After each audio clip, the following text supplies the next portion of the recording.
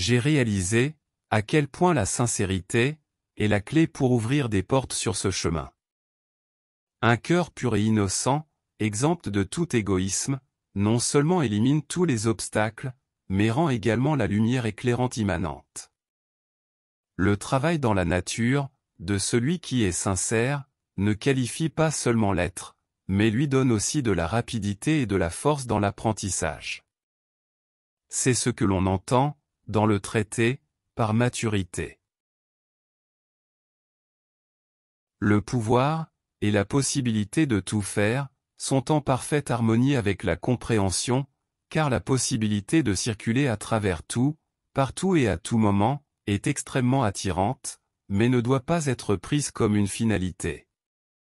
Le but est la compréhension en soi, qui donne, en réponse, la compréhension parfaite d'être, toujours aux bons endroits et au bon moment, avec une pleine conscience, car c'est à partir de ce point que tout le reste se présente.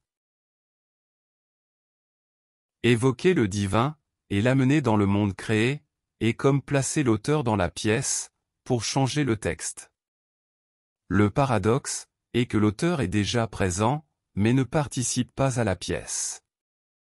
Il faut donc comprendre clairement que celui qui dirige cette pièce spécifique, la dirige uniquement avec la règle du plaisir et de la douleur. En éliminant cette règle, la pièce prend fin. Les personnages n'ont pas ce pouvoir, et une révolution des personnages ne pourra jamais avoir lieu, parce qu'en principe, cela ne servirait à rien.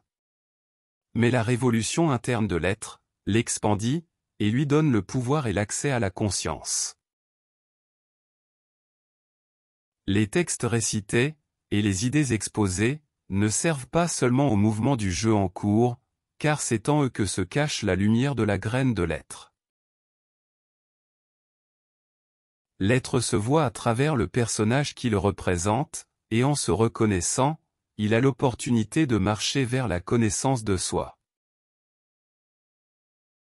Travailler sur la connaissance de soi, mène l'être à lui-même, et se dévoiler à lui-même lui donne, conjointement, l'éternité.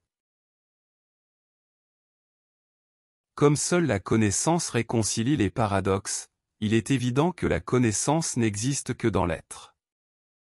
Le but du livre n'est autre, car il se trouve dans les lignes, et entre les lignes des textes et des idées, et c'est lui qui fait briller l'être.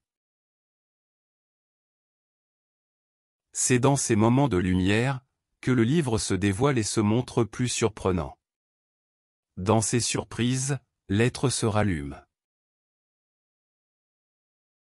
C'est ici que la demeure de l'être se manifeste, mais, même ainsi, tant que l'être ne s'identifie pas à la musique, et ne prend pas le contrôle de l'orchestre, le bruit continuera avec des mouvements plus forts.